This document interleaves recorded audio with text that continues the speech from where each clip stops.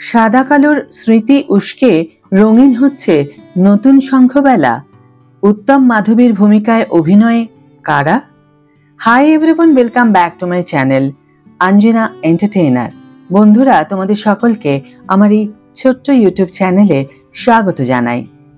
আগামী বছর উত্তম কুমারের জন্মশতবর্ষ, সেই কারণেই কি শঙ্খবেলা বড় পর্দায় নতুন রূপে ফিরছে? এবছর তাঁর প্রয়াণের ৪৫ বছর। এবছর তিনি ১০০ বছরে পা দিলেন। তাঁর অভাব প্রতি মুহূর্তে আজও অনুভব করে বাংলা বিনোদন দুনিয়া।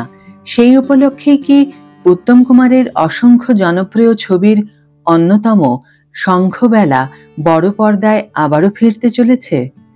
১৯৬৬ সালে নির্মিত শঙ্খবেলা ছবিতে উত্তম কুমারের বিপরীতে অভিনয় করেছিলেন মাধবী মুখোপাধ্যায়। সেই ছবিরই নাকি নতুন সংস্করণ হতে চলেছে ২০২৫-এর শঙ্খবেলা।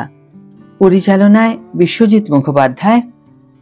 টলিপাড়ার এই চর্চা সত্যি হলে উত্তম মাধবীর জুতোয় পা গলাবেন কারা? প্রশ্ন নিয়ে যোগাযোগ করেছিল সংবাদ মাধ্যম। বিশ্বজিৎ বলেছেন, আমার ছবির নাম সামান্য বদলে শঙ্খবেলায় রেখেছি। শুক্রবার ইম্পাতে নাম নথিভুক্ত করেছি। শঙ্খবেলা নামটিও পেয়েছিলাম, ব্যবহার করতে সাহস হয়নি। উত্তমবাবু মহিরুহ, ওকে অনুসরণ বা অনুকরণ করার ধৃষ্টতা আমার নেই। এই ছবির গল্পও সমুদ্র নির্ভর।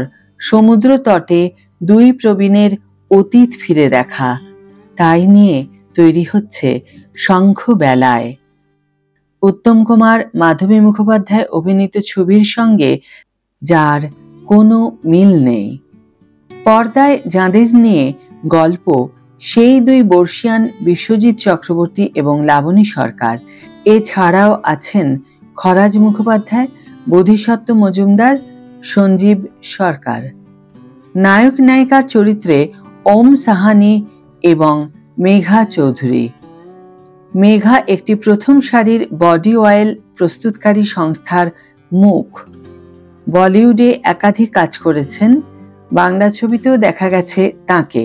হরনাথ চক্রবর্তী পরিচালিত অমর প্রেম ছবিতে নায়িকার ভূমিকায় অভিনয় করেছিলেন। ছবিতে খরাজের গান ছাড়াও শোনা যাবে শান এবং জয়তী চক্রবর্তীর কণ্ঠ। দীঘা, পুরী ছাড়াও মুম্বাই এবং কলকাতা মিলিয়ে শুটিং শুরু হবে ৯ অগাস্ট থেকে। আজকের ভিডিও এখানেই শেষ করছি বন্ধুরা। ভিডিওটি যদি ভালো লেগে থাকে তাহলে অবশ্যই একটা ছোট্ট করে লাইক দিও, শেয়ার করো বন্ধুদের সাথে, কমেন্ট করে জানিও তোমাদের মতামত। যারা এখনো আমার চ্যানেলটিকে সাবস্ক্রাইব করোনি তারা অবশ্যই চ্যানেলটিকে সাবস্ক্রাইব করে আমার পাশে থেকো, আর যারা অলরেডি সাবস্ক্রাইব করে দিয়েছো তাদের জন্য আমার অনেক ভালোবাসা এবং অনেক ধন্যবাদ। আজ তাহলে বিদায় বন্ধু, ভালো থেকো, সুস্থ থেকো, সঙ্গে থেকো।